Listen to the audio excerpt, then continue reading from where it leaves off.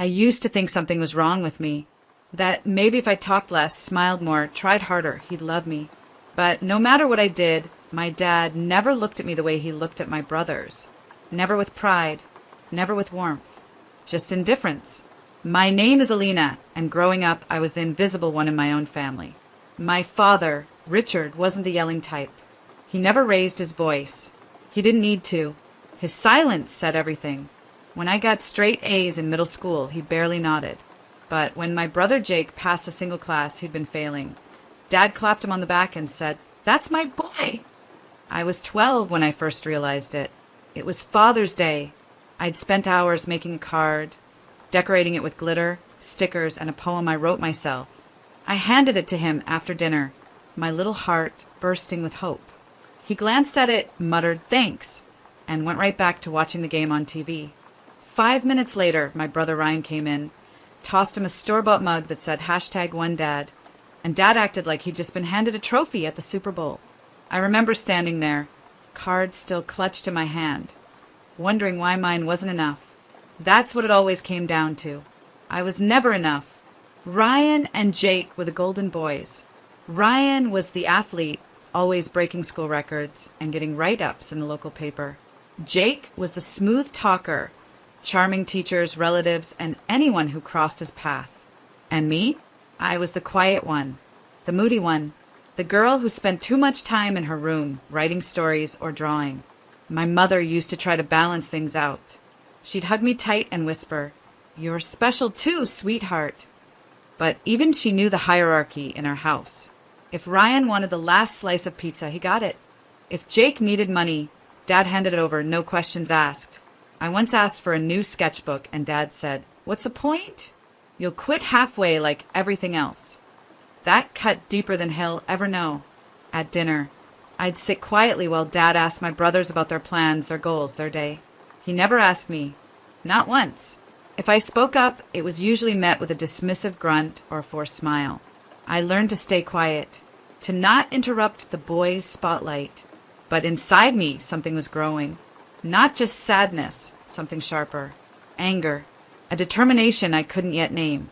I started working harder, pushing myself to excel, not because I thought he'd notice, but because I wanted to matter to someone, even if it was just myself. I stopped trying to win his love. Instead, I focused on building a life he couldn't ignore. A version of me he'd have no choice but to see. I was tired of being the forgotten daughter. One day, I promised myself he'd remember me, not as the quiet girl he dismissed, but as the woman who changed everything. If you ever walked into our house during the holidays, you'd think you were watching a commercial for the perfect American family. Laughter echoing from the kitchen.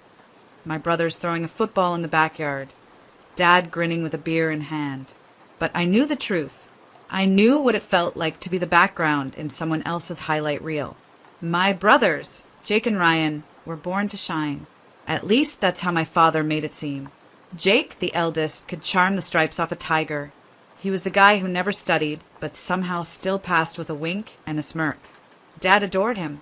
They had inside jokes, matching fishing hats, and a handshake they'd made up when Jake was 10. I remember watching them once from the hallway as Jake showed Dad a business idea scribbled on a napkin. Dad looked at him like he'd just solved world hunger. "Attaboy," he said, clapping him on the back. "You've got the brain of a leader." Ryan, the youngest, was the golden athlete. Soccer trophies lined his shelves. Dad went to every game, rain or shine, and screamed from the sidelines like a proud high school coach. After Ryan scored a winning goal, Dad threw a full backyard party.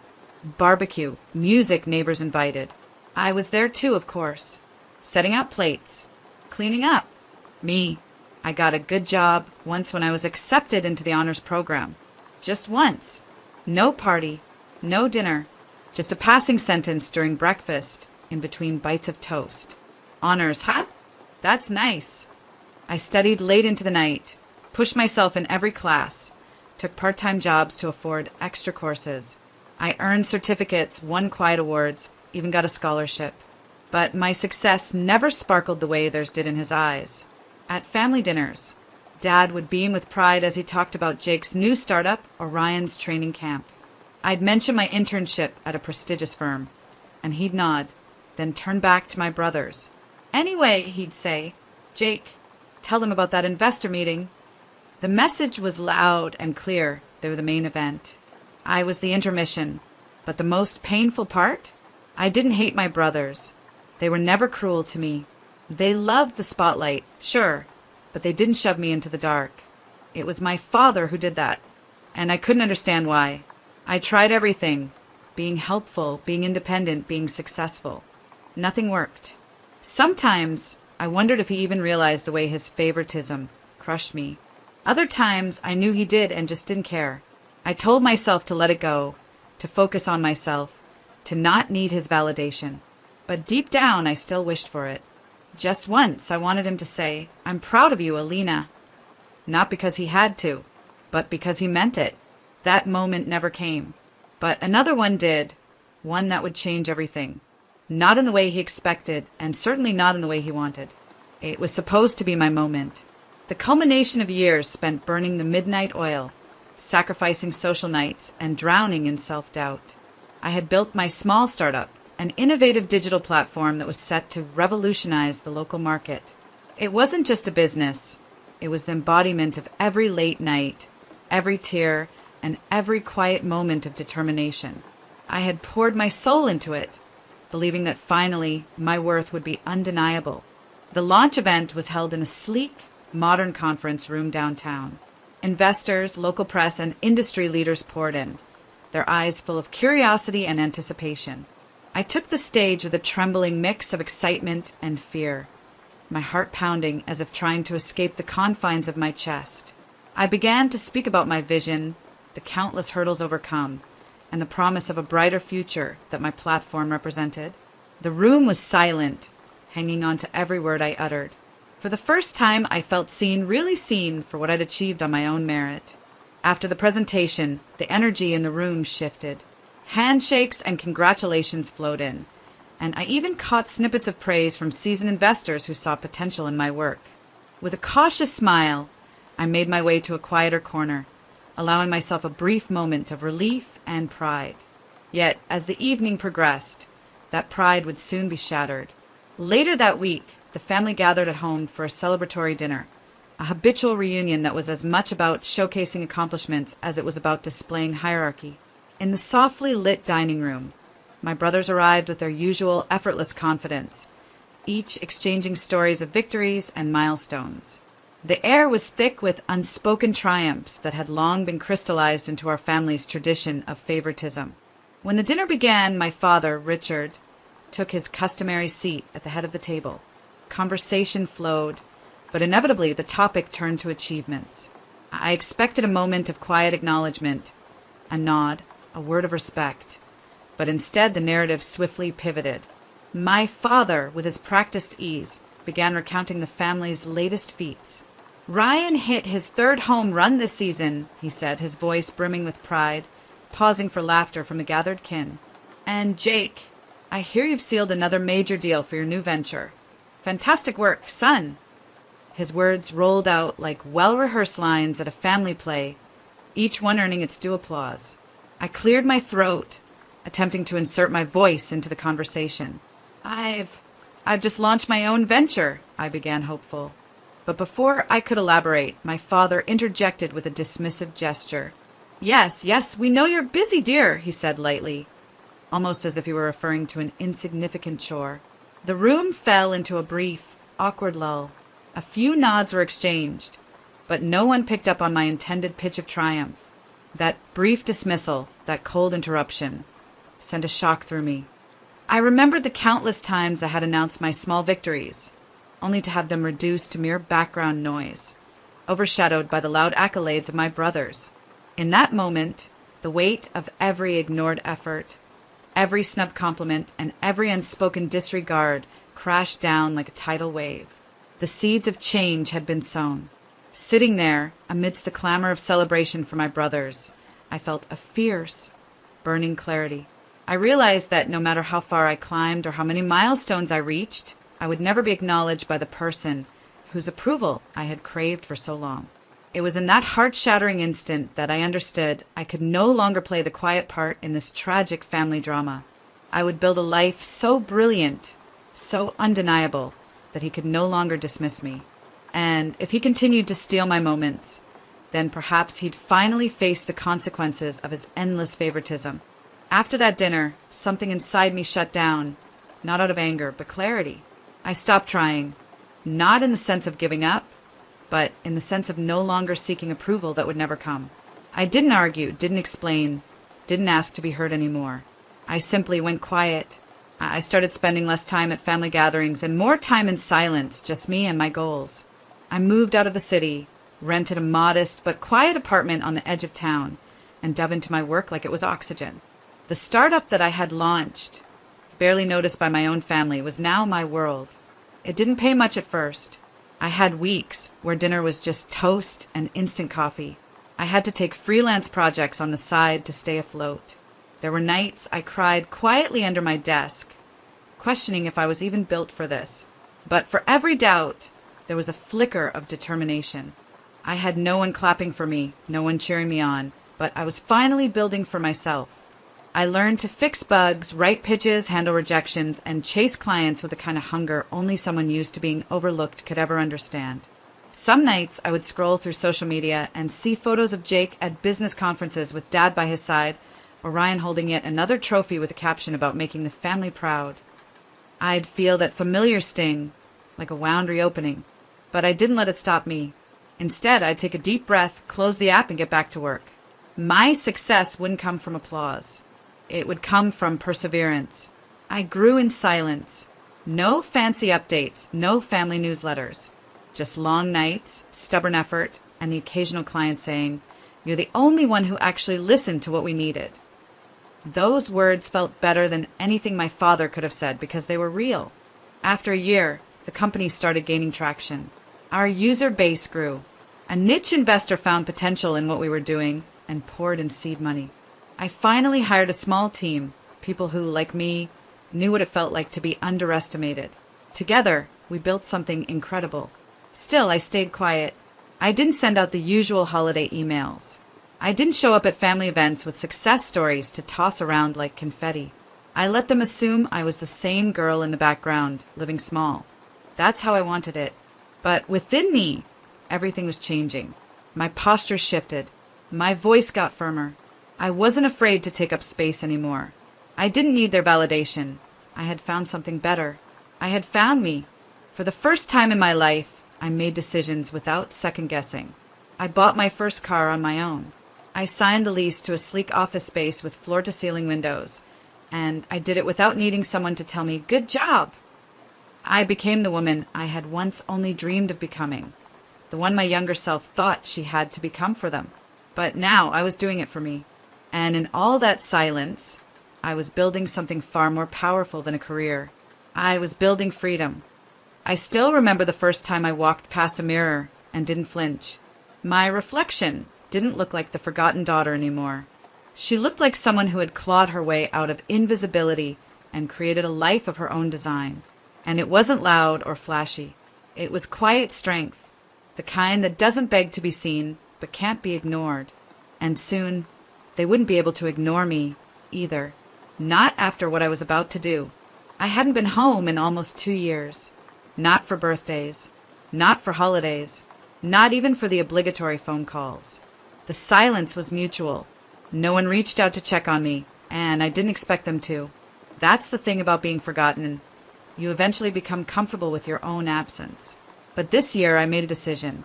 I RSVP'd to the annual Father's Day dinner. No explanation. No follow-up. Just a simple, "I'll be there," in the family group chat. The reactions were a mix of emojis and passive silence. I could almost feel the awkwardness through the screen. The night before, I stood in front of a sleek black luxury car in a dealership showroom, signing paperwork under a fake last name I had legally changed to after launching my business. They wouldn't even recognize it. None of them had ever asked what I was doing or who I was becoming. Next to me sat a small black envelope. The edges were crisp, the paper heavy and expensive. Inside was a single legal document that would change everything. Father's Day arrived. I dressed carefully, not to impress, but to remind myself who I had become. confidence in every inch of fabric, power in every step. When I pulled into the driveway, the car's engine purred like a warning. My siblings were already there, clinking glasses and laughing on the patio. Dad was at the head of the table, grinning wide, drink in hand, the favorite role he played so well. His eyes flicked toward me, and for a moment, confusion broke through his usual smugness. Then a smile. Well, look who finally decided to show up. Everyone turned. I could feel their surprise and judgment settle into the air. I smiled politely. Hi, everyone. Happy Father's Day, Dad. The dinner was the same mix of forced laughs and subtle jabs. Jake talked about his new condo. Ryan bragged about another promotion. Dad nodded and beamed, like a king surrounded by princes. And then came the moment. I stood up slowly, the quiet drawing everyone's attention. I brought something for you, I said, looking directly at Dad. I walked outside, leaving the door open behind me. Moments later, I drove the luxury car into the driveway. Sleek, black, impossible to ignore. I got out, walked back inside, and laid the small black envelope on the table in front of him. For you, Dad. Happy Father's Day. Gasps rippled through the room. Is that a car? Jake asked, squinting toward the driveway. Ryan leaned forward. Wait, you bought that? Dad looked from the keys to me, completely stunned. He picked up the envelope, his fingers trembling a little. What's this? Just open it, I said quietly, my voice calm and steady. Everyone leaned in as he slipped the paper out. For a second, his expression didn't change. Then his eyes started darting over the page, and slowly his face drained of color. His jaw clenched. What is this? He barked, now glaring at me. I gave him a long, unreadable smile. Read it carefully. You'll see. And with that, I turned, walked out the door, and got into the car. I drove away as the shouting started behind me. Because that envelope, it wasn't just paper. It was the ownership document of the company that had just acquired the firm he worked for. His job, his pride, his status, all now under my control. Happy Father's Day indeed. The house looked the same, tastefully decorated, spotless, cold. My mother moved in and out of the dining room like a silent shadow, refilling glasses and smiling at jokes that weren't funny. My brothers were already a few drinks in, and the air felt thick with old habits and unspoken rules.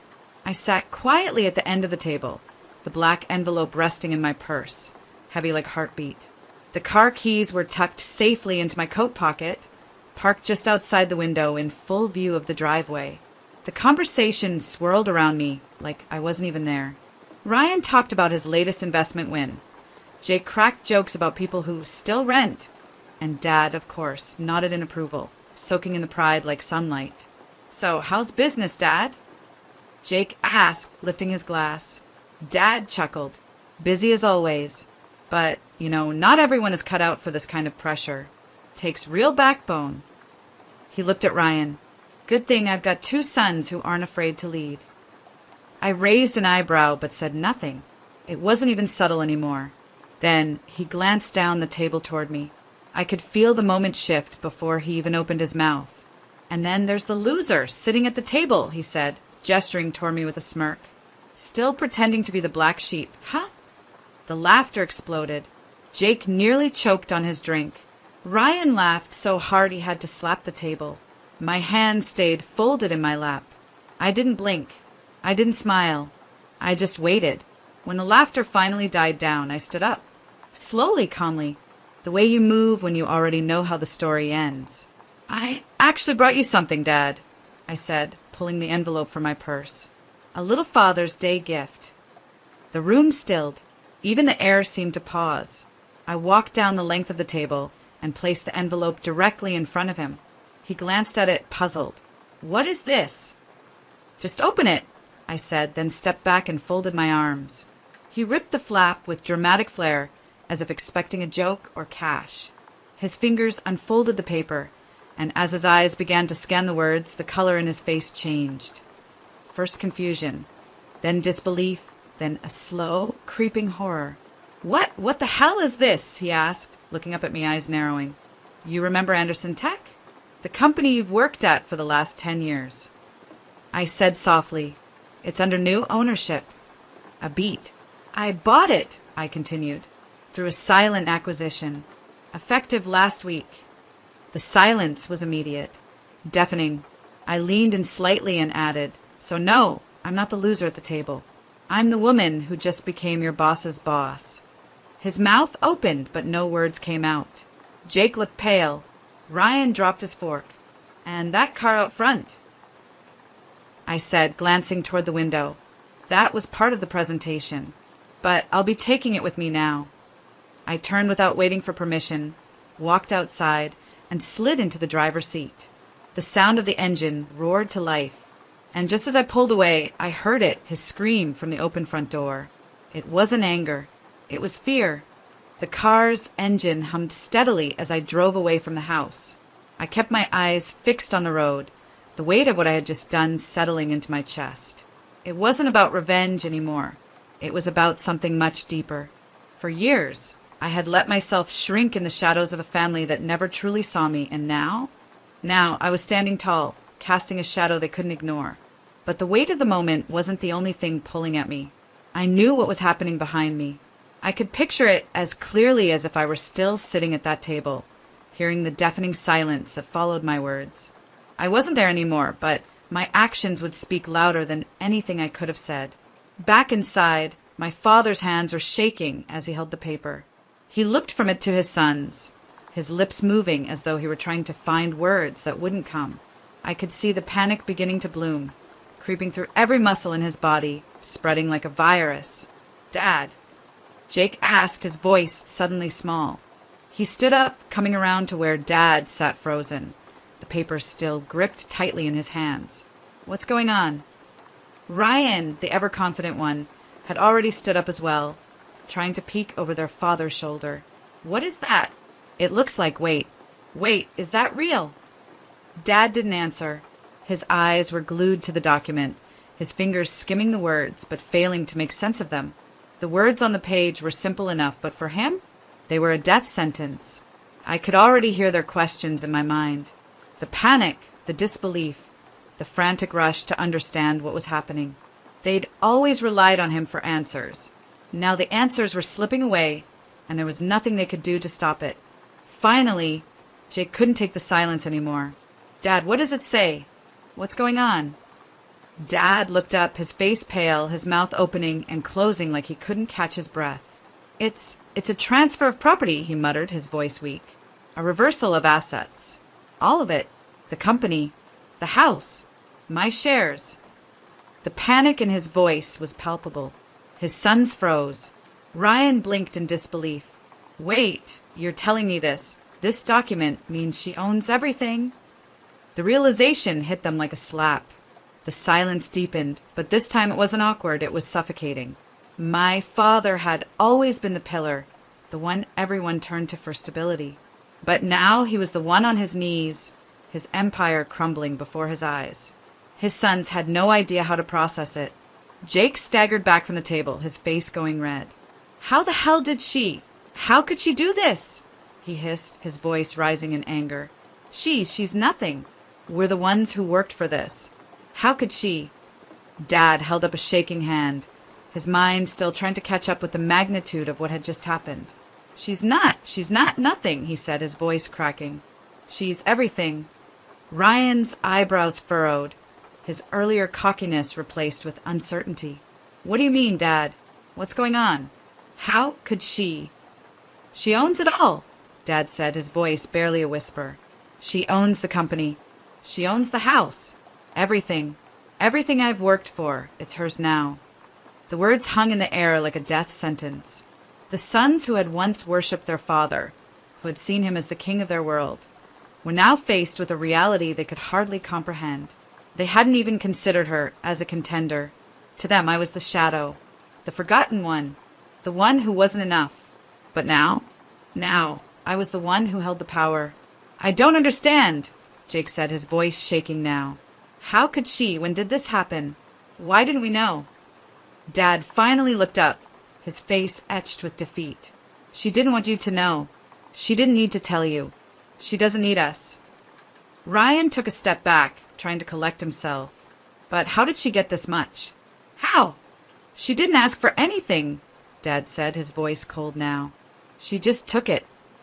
The room was frozen in disbelief, the weight of the betrayal, of my quiet, calculated rise, settling over them all. For the first time in their lives, my brothers were forced to confront the reality they had been so blind to for years. I was not the failure they thought I was. I was the one who had worked silently, without the applause, without the validation. And now, everything they depended on was mine. My father let out a long, ragged sigh. "She's smarter than I gave her credit for," he muttered, his voice barely audible. "And I'll never be able to take that back." The fear, the panic, it was all there, written on their faces. But for me, it was the start of something new. The start of me taking my place in the world. Not as the forgotten daughter, but as the woman who had finally earned her right to be seen. I didn't look back as I walked away from that house. The weight that had been holding me down for so long, the constant need to prove myself, the hunger for approval that would never come, finally lifted. I had made it, not because they'd recognized me, but because I had recognized myself. The phone buzzed with messages. The family was scrambling, trying to figure out what I had done, why I had left so suddenly, and what that paper meant. I knew they would be in shock, especially my father, but I didn't care. I had already taken what I needed from them, the power to stand on my own, to walk away from everything I had once thought I needed. I wasn't the girl they always ignored. I wasn't the daughter they thought they could control or dismiss. I was my own person now, free from the chains of their expectations. As the evening went on, I knew they were probably still sitting there, staring at that paper, trying to comprehend the magnitude of it. My father, who had always dismissed my efforts, would now understand what I was capable of, but it would be too late. All those years of neglect, of treating me as second best, had finally caught up with him. The house would never be the same. The balance of power had shifted, and I was no longer the one they could manipulate or overlook. The siblings who had always competed for his affection, who had never seen me as a true equal, would finally understand that I wasn't just a side player in their world. I didn't need their approval. I didn't need their love or their recognition. I had created a life for myself that didn't depend on them. I was successful, independent, and finally at peace. And when I looked at myself in the mirror, I saw someone who had fought for her place in the world. Someone who didn't need to look back to know she had won. The door was closed. I had walked out, but I had also walked into my own future, one that was all mine.